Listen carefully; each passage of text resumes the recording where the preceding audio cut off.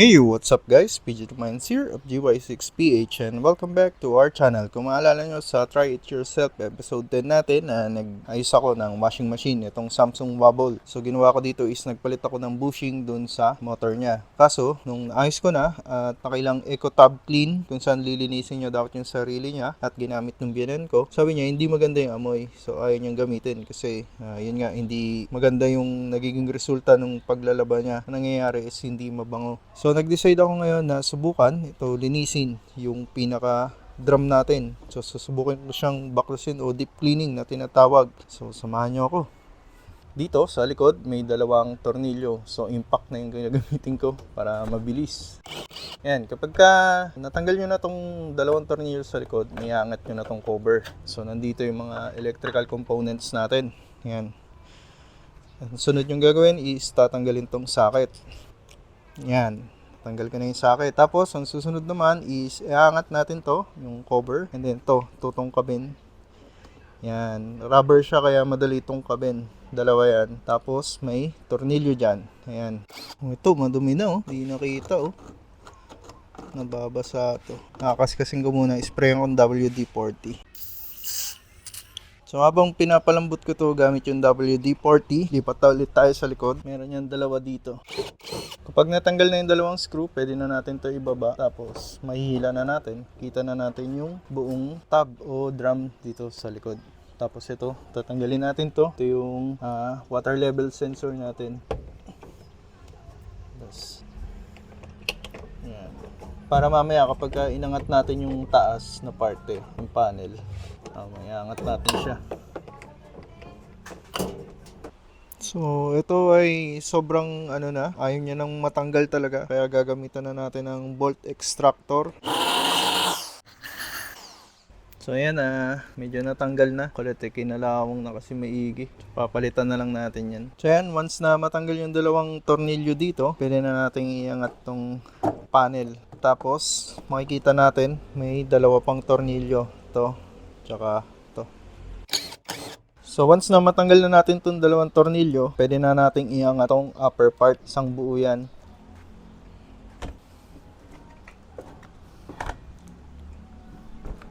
Meron pala akong nakalimutan tanggalin itong ground, kinakalawang na rin to. Tatanggal kaya to? Try natin kamayin. So ito yung ground. Nako, kinakalawang na rin. Kapag ganitong nakalabas naman yung ulo, pwede natin pwersahin ng long nose o vice grip. Sa case ko, long nose lang pwede na. Pagka medyo lumuwag na yan, pwede nang kamayin. So yun, natanggal ko na. Medyo mahirap. Sobrang dikit niya. So iangat ko na tong ibabaw na part. Ito yung hose na tinanggal ko kanina. Yan. O, diba? Tanggal na. So ayan na yung itsura niya. Kinakalawang na tong part na to May nabibili kayang part nito. Oh. Ito, ba't tumatambay ba yung tubig dyan? Sa ibang part wala naman So ito yung wobble. Yan.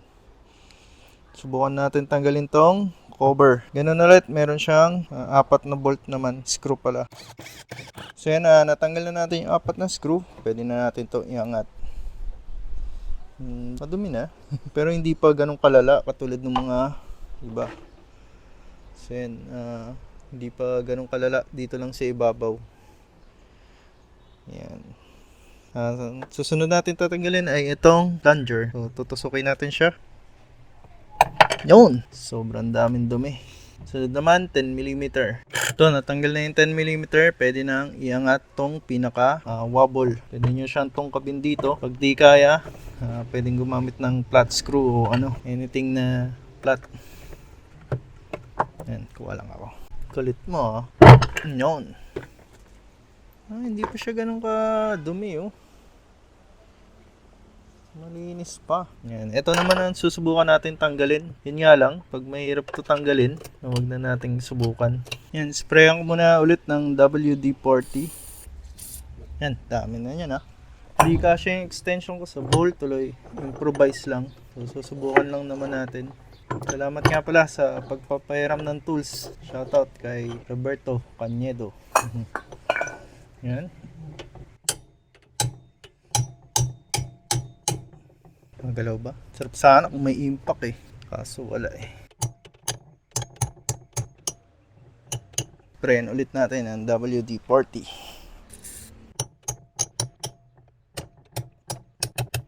So yun, ayaw matanggal ng nut. So no choice ako kundi subukan. Nalinisin to nang hindi tinatanggal tong drum niya o tab. So ang gagawin ko muna is yun sa ilalim. So yan, hiniga ko muna kasi ito, i-access natin yung ilalim. Ganun ulit, itong nut, screw. Luluwagan natin. Tapos, iangat natin to. Yan. Ito talaga yung pakay natin, yung sa may drain. Luluwagan natin to. Yan. Oops, may tubig pa. Naku. Tatayo ko muna ulit. May nadetect akong tubig. Baka mabasa yung motor. So ito, natanggal ko na. Marumi rin siya. Lilinisin na rin natin. Tapos, hinugot ko to para matanggal siya. Tapos, ito, lalagyan natin to ng plastic para yung tubig ay magdadire-diretso dito. Pwede rin sana kung tatanggalin to. Ay, hindi. Bumabara pala talaga siya. So yan, lalagyan ko muna to ng plastic para matapan.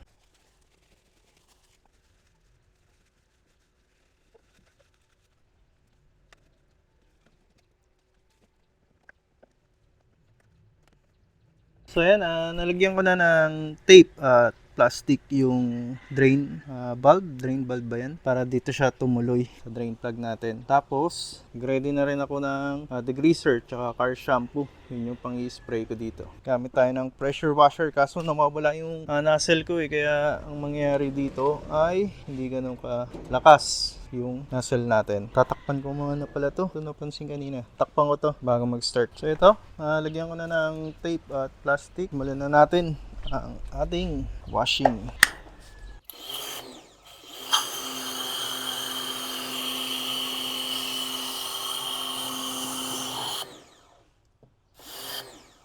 Wow! Kawawa yung camera natin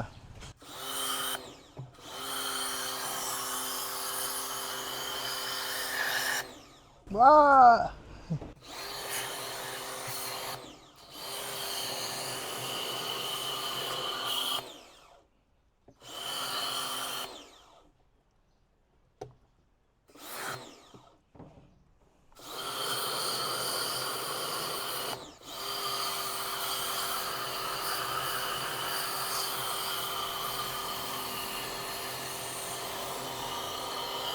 So basically, ganun lang naman yung proseso nun.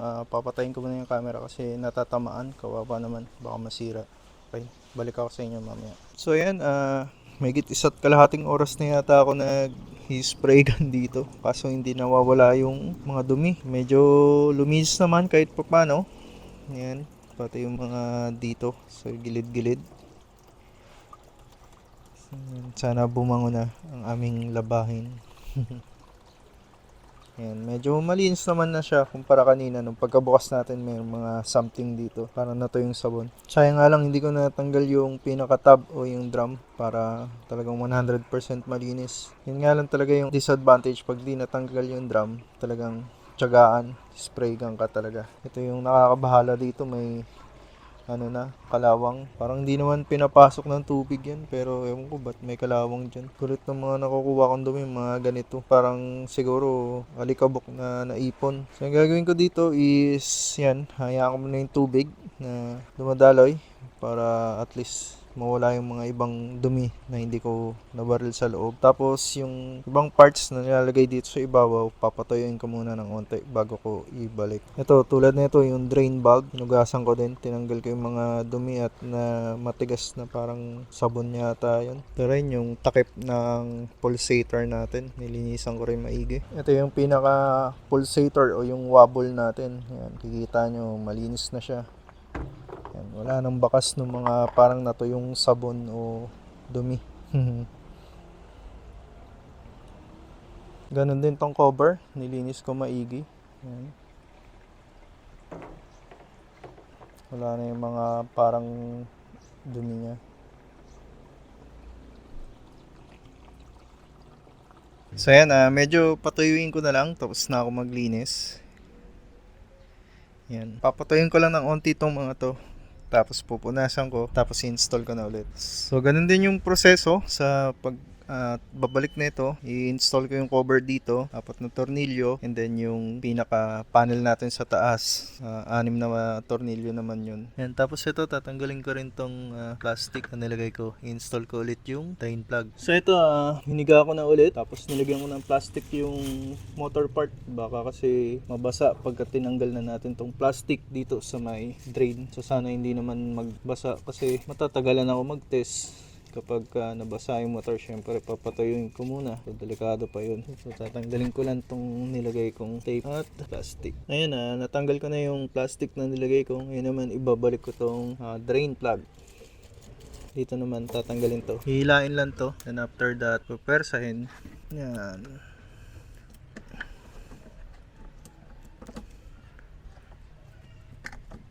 Yun. Alright.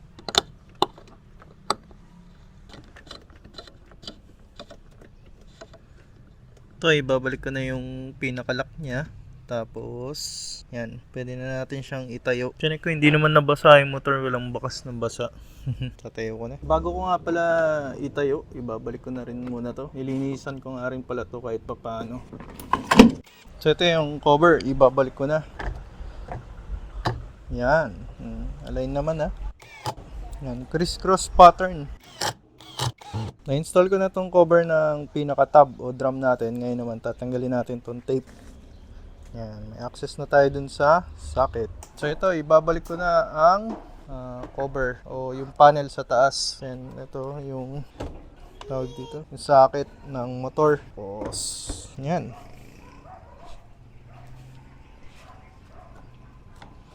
Napakahiwaga, bakit kinakalawang yung sa part na to, no?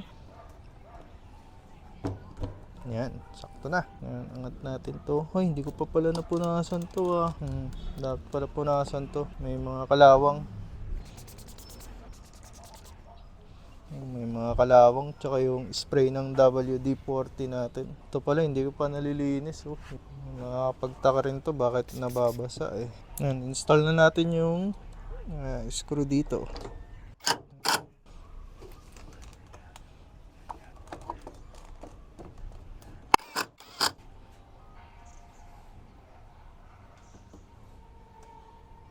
Kaya pinapasok to ng ng dumi.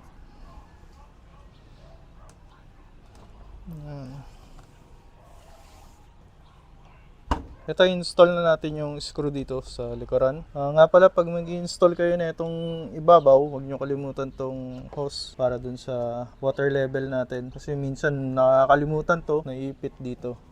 Ito yung kanina na nahirapan akong hilain, pero ngayon madali lang siya kabit. Ito yung pinakatakip. Yan. So, syempre, wag nyo rin kalimutan to. Kailangan pala ikabit muna talaga to. Yung nahirapan akong hugutin kanina, yan. So, maghanap muna ako ng screw na ilalagay dito sa ating body ground. So, yan. Nakabitan na natin siya. Ito na. So, yan. Na-install na natin yung upper cover sa likod. Tapos, ito naman i-install natin yung yero sa likod. Yan. Oopsie.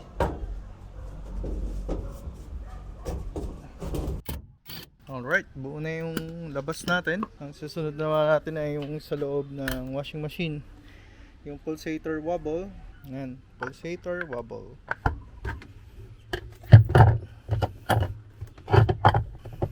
Meron tong square. Ayan meron siyang kung paano ipapasok. Yan. Lalagay natin tong bolt 10mm. Yan, tapos impact natin. Okay na yan. Tapos pulsator cover niya. Yan. Tapos ito pa pala. Ito, yung filter, magic filter. Yan, bababa lang naman yan dito. Yan, okay na. Tapos na ako. Under kaya to? Yan ang tanong. So testing natin.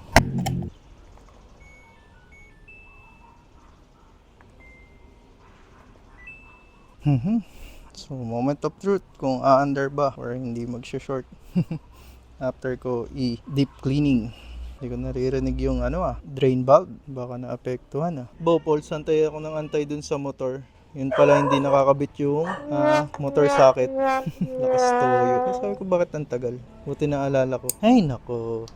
So yan, babalik ko na ulit, tapos testing ko na. Yan, naririnig ko na yung drain valve. Alright, umikot na siya. Okay ang ating unit at ang ating deep cleaning. Semi lang pala kasi hindi na baklas yung pinaka-tab at drum. Pero i-eco-tab ko ito mamaya. Tapos yun, obserbahan pa natin kung ano yung epekto. Sa ngayon ay papatayin ko muna. Ito, sakto nga pala. Meron tayong check ngayon. Patungan ng washing machine. Kasi yung dati namin, sa sobrang tagal na stock nung washing machine na to, hindi na namin nahanap or di na naalagaan. So yan, check natin kung ano ba yung mga laman nito. So manipis naman yung bakal nakakapag-alala din gamitin, pero at least meron siyang leverage dun sa lapag, hindi siya mababasa basta-basta. Wow, meron pa siyang gulong. Nice din, may gulong. Yan, tapos may screw din. Yan, wala na naman. So straightforward lang naman yung pagbubuo nito. Ito, sasaksak mo dito. Tapos i-adjust mo lang yung haba, depende dun sa washing machine mo. Yan, 'di ba? Tapos lalagay mo yung gulong dito, install mo. Nang tanong, paano malalak, no? Sa ilalim? Hindi naman. O dito.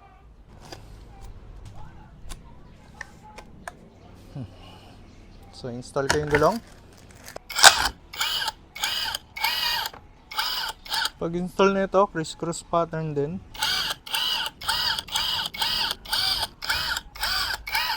So ito, na-install ko na yung mga gulong, kaso ang daming screw na natira.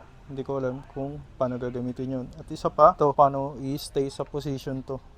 Wala namang manual. Ayan, na-install na natin yung patungan ng washing machine. Tapos, Neco-tab clean namin to kagabi and then ginamit nila ngayong maghapon. At so far, natuwa naman sila dun sa amoy. So, mabango na yung pagkakalaba ngayon. So, ibig sabihin, successful ang ating washing machine cleaning. Salamat sa panonood at hanggang sa muli. Paalam! Bye!